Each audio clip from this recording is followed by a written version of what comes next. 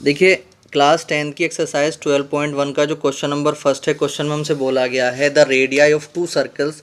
Are 19 centimetre and 9 centimetre respectively, find the radius of the circle which है circumference equal to the sum of the circumference of the two circles.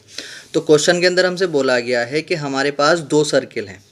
एक circle की radius 19 centimetre है और दूसरे circle की radius 9 centimetre है। अब इन दोनों सर्किल की अगर सर्कमफ्रेंस निकाली जाती है और उनको जोड़ दिया जाता है, ठीक है, तो एक तीसरा सर्किल है, उस सर्किल की जो सर्कमफ्रेंस है वो उस सर्किल की सर्कमफ्रेंस और इन दोनों सर्किल की सर्कमफ्रेंस का जो टोटल है वो दोनों के दोनों इक्वल हैं। तब इस कंडीशन के बेस पे आपको क्या करना है, जो ये तीसरा सर्किल है इस सर्किल की रेडियस हमें फाइंड करनी है। ठीक है, तो देखिए सबसे पहले क्वेश्चन को शुरू करते हैं। और जो पहला जो सर्किल है उसकी रेडियस कितनी दे रखी है हमें, 19 सेंटीमीटर, तो R1 कितना ले लिया हमने, 19 सेंटीमीटर। जो दूसरा सर्किल है उसकी रेडियस कितनी है, 9 सेंटीमीटर, तो हमने R2 ले लिया 9 सेंटीमीटर। और जो तीसरा सर्किल है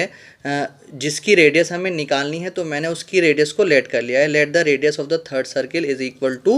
8 सेंटीमीटर। ठीक, अब देखिए क्या बोला गया है, बोला ये गया है कि मान लीजिए हमारे पास एक सर्किल है, ठीक, इसकी रेडियस कितनी है R1, और एक दूसरा सर्किल है हमारे पास, इसकी रेडियस कितनी है R2। अब अगर मैं इस सर्किल की सर्कमफ्रेंस निकालता हूं तो 2 पाई R1 बनेगी, और अगर इस सर्किल की रेडियस निकालता हूं तो 2 पाई R2 बनेगी, क्योंकि इसकी रेडियस कितनी है, R2 है और इसकी R1 है। अब इसी तरीके से एक सर्किल है हमारे पास जिसका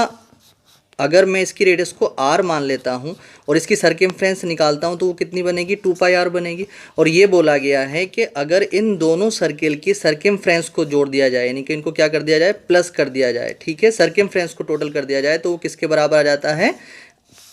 2 पाई R, यानी कि जो दूसरा सर्किल है उसकी सर्कमफ्रेंस के इक्वल आ जाता है। ठीक है, तो हम क्या करेंगे, जब हमने R1 को 19 सेंटीमीटर माना और R2 को 9 सेंटीमीटर माना, तो सबसे पहले अगर हम अकॉर्डिंग टू द क्वेश्चन देखते हैं तो जो 2 पाई R1 होगा, यानी कि पहले सर्किल की सर्कमफ्रेंस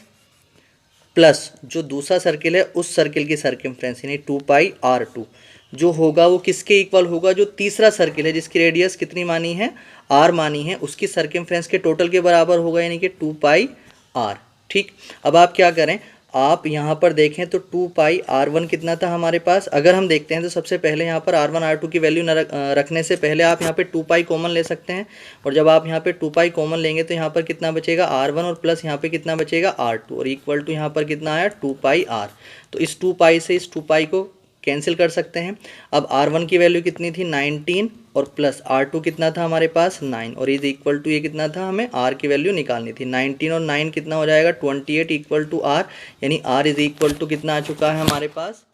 28 सेंटीमीटर। ये इसका आंसर आ चुका है, यानी कि जो रेडियस हो जाएगी थर्ड सर्किल की वो कितनी हो जाएगी, 28 सेंटीमीटर।